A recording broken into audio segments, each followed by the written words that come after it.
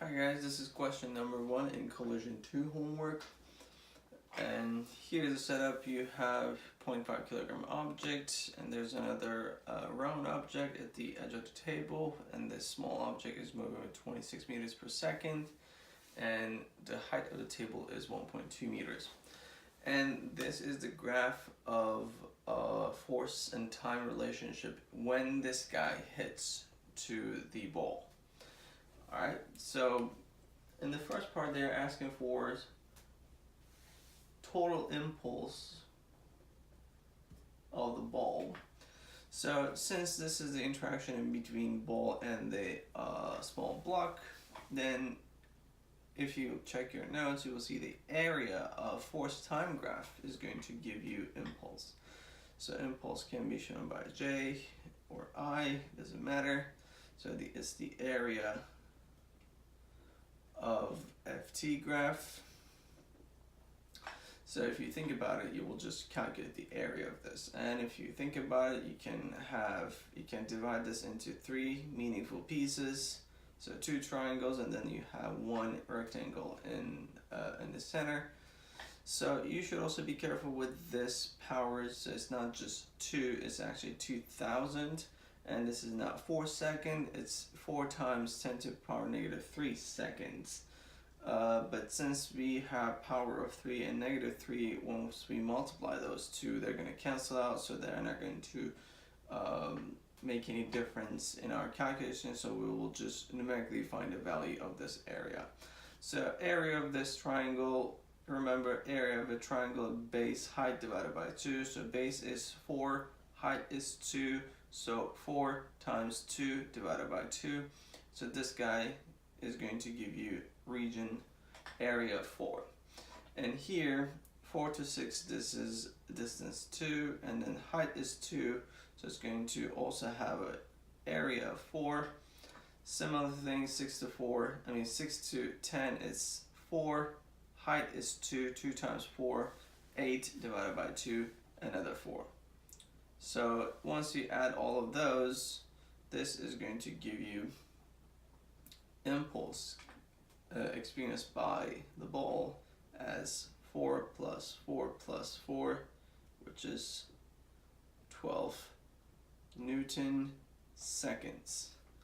Alright, so unit for impulse is Newton seconds, because if you think about it, you multiply force and time. Unit for force is newtons, unit for time is second. So this is part A. In part B, they are asking for horizontal velocity of the ball immediately after the collision. So to be able to do this, this is not an elastic or perfectly inelastic collision, so they are not going to stick together, so they're going to have 2 different velocities. So I know initial conditions. Initially they're going to have 0 speed, 26 meters per second speed. I know the masses, but at the end I'm going to have 2 unknowns, 2 unknown velocities, so I cannot use the conservation of momentum over here. But what do I know? I know the impulse on this guy, and if you remember, impulse is also equal to change in momentum of an object. It's not like change in momentum in the system. This is for one object. So I found that change in momentum of this object is 12. So delta P will be basically P final minus P initial, and 12 is going to be equal to final is mass of it, which is 5, and I do not know the final velocity, and that's the question mark, minus initial momentum of this guy, it's at rest. So initially it has 0 momentum, then you basically have 12 equals 5 V final, divide both sides by 5, then you get your V final as 2.4 meters per second. And in part C, what they ask is basically determine the following. after the collision, it's beat. So immediately after the collision, we are trying to figure out the velocity of this guy. So now I found velocity of that round object. Then I know the initial velocities, so I'm going to have one unknown, and that is going to be the velocity of that cube. So then I can use conservation of momentum this time. So m1 v1 initial plus m2 v2 initial equals m1 v1 final plus m2 v2 final. So basically add the momentums of those two objects before the collision and add the momentums of those two objects after the collision. So it's going to be 0.5 times 26 plus 0, and that's equal to 0.5 times unknown final velocity for the first object, plus velocity of this object is 24, so 2.4, and mass of this guy is 5.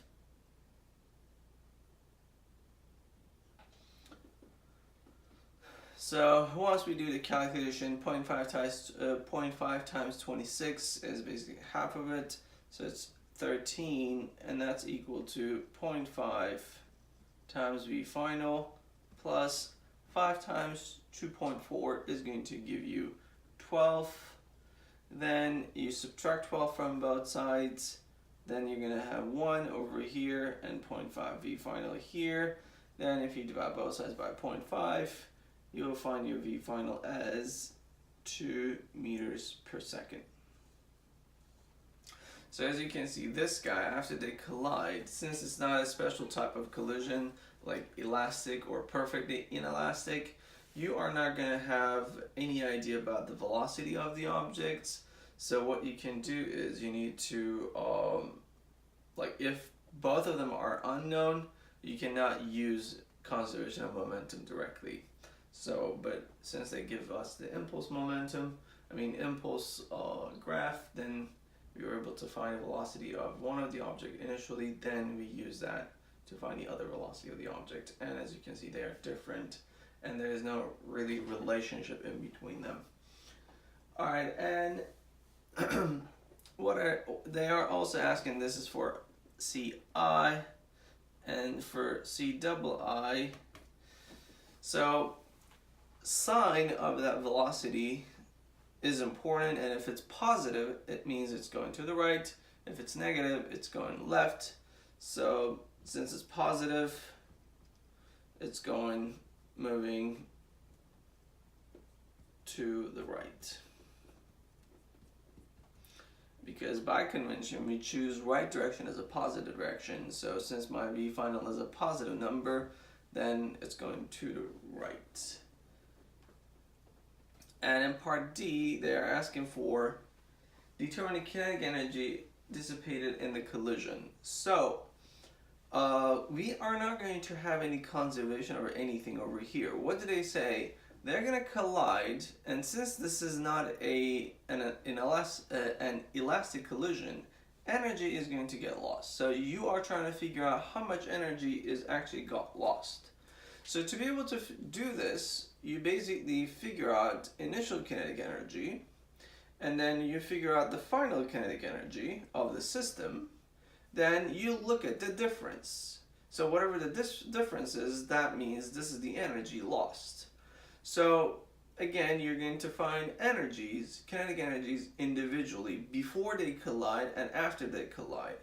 So basically, you're going to add m1 v1 squared plus 1/2 m2 v2 squared. And again, same thing for the final kinetic energy. We're going to find individual kinetic energies for after the collision. Whoops.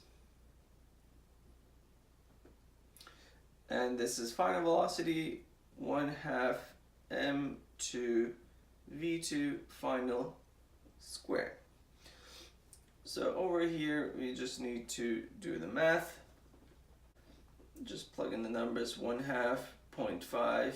Initial velocity of the first object is 26 plus initial velocity of the sphere is 0, so it's going to have a 0 energy.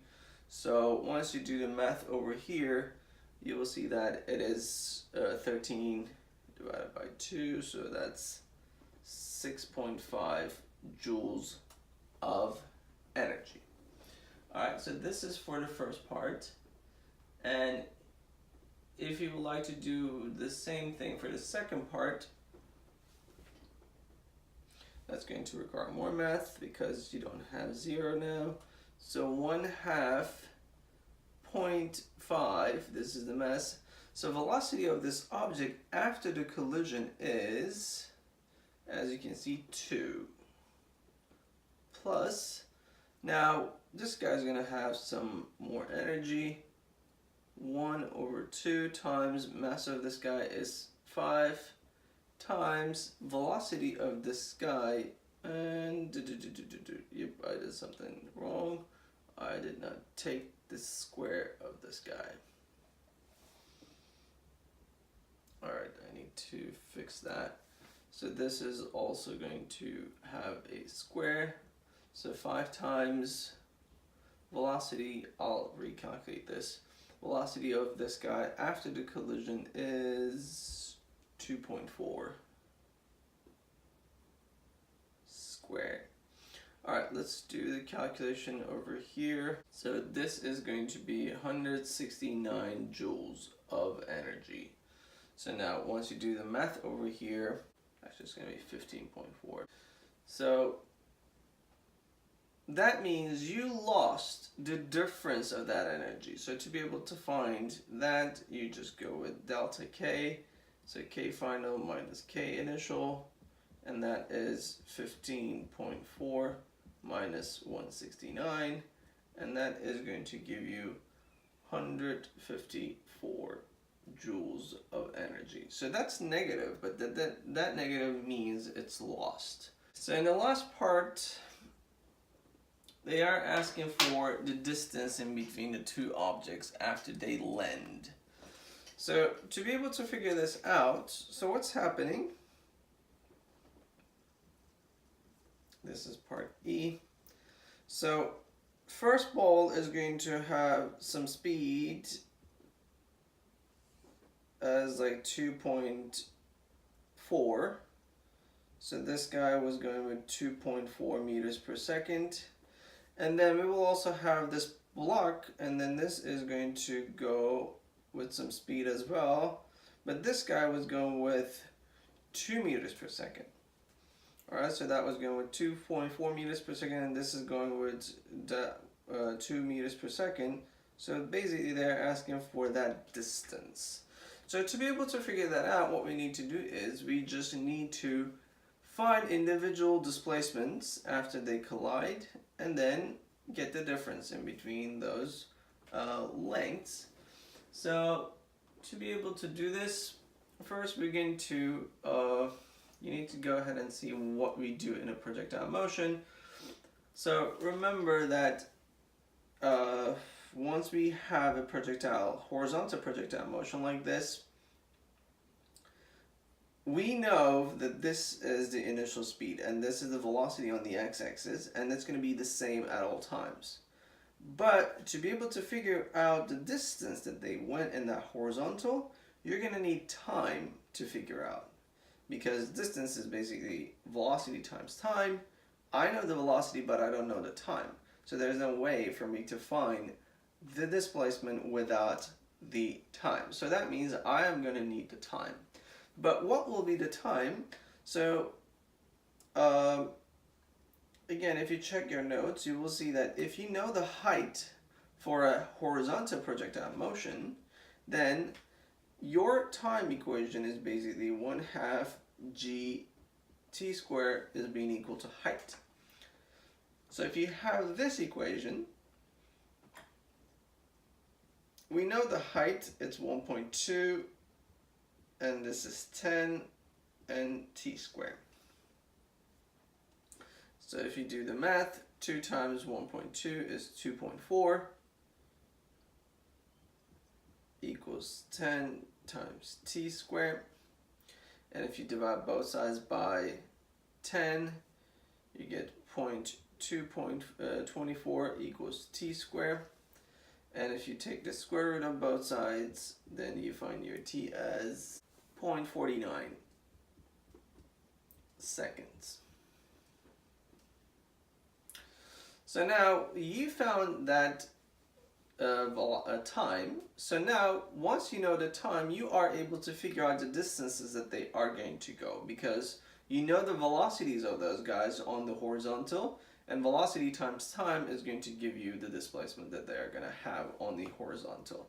So then for the ball, let's just put it this way, it is going to have 2.4 meters per second velocity. So displacement of this guy, delta x of the ball, is going to be 2.4 times 0.5 or 0.49. So this is going to be equal to 1.2 meters. And if you do it for the block, it is going to have 2 meters per second velocity. So delta x of the, well, let's put cube, so c, it's going to be equal to 2 times time, which is 0.49, and once you multiply those two, you will get delta x of the cube is 1 meters. So these are the displacements of those guys on the horizontal. But what are they asking for? They're asking for the difference in between them.